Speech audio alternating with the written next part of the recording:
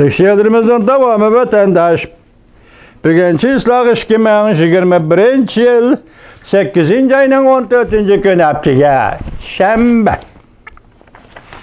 Endiki mavzumundaq.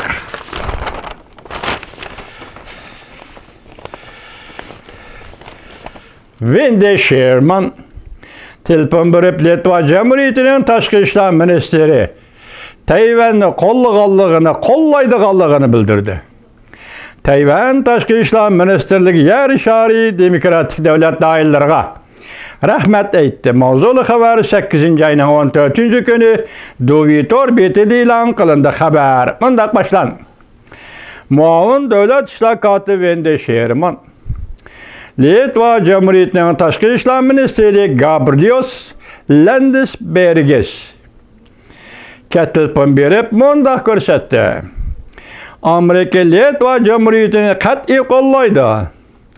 Litva Cumhuriyeti taraf Tayvan bilan o'zaro manfaat yetkazish munosabatlarini taraqqiy qildirayotgan bir chog'da Jungoning besimiga duch kelgan paytlarda Amerika Litva Cumhuriyeti bilan bir safda billa turdi.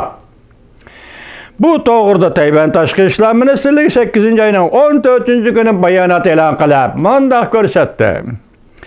Amerika butun yer shari demokratik lageriga rahbarlik qilish rolini joriy qildirdi. Buning uchun rahmat aytamiz.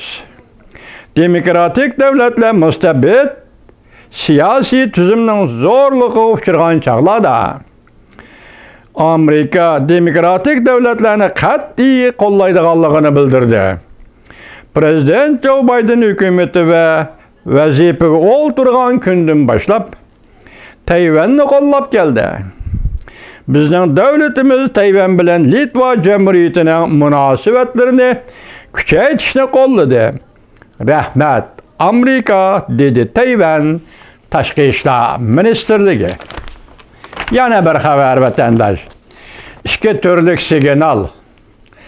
Ming Wanzhou'ning ahvoli intayin xatarlik mavzuli xabar 8. ayning 11. kuni Dovitor betida e'lon qilingan edi. Bugun bu xabarni sizlarga yetkazamiz vatandaşlar.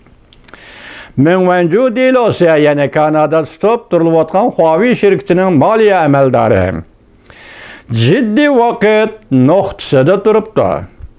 Jungo bir nafar Kanadalik zarlik chekimlik atkazchisiga o'lim jazosi hukmi e'lon qilgandan qaraganda bu ikki voqeani bir-biriga munosabatsiz deb qarag'ili bo'lmaydi.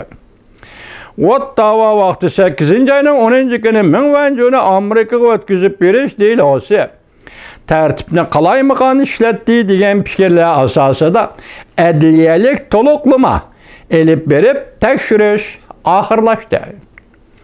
Ming Wanzhou'ni o'tkazib berish delosining eng oxirgi bosqichda sud tartibi ning oxirlashganligi kelgusi 10 kun ichida Kanada qonun amaldorining Ming Wanzhou'ni Amerikaga o'tkazib berish yoki o'tkazib bermaslik to'g'risida hukm e'lon qildi. Hozir har qaysi taraflardan kelayotgan xabarlardan qaraganda Ming Wanzhou'ning ahvoli umidsizlik ichida turibdi. Ming Wanzhou'ni Amerikaga o'tkazib berish mumkinligi intayin zo'r.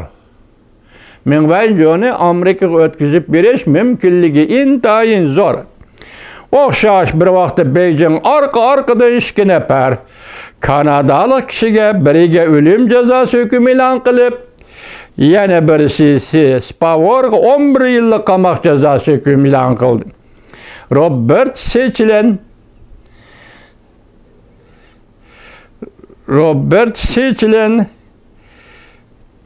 birga o'lim jazosi hukm qildi.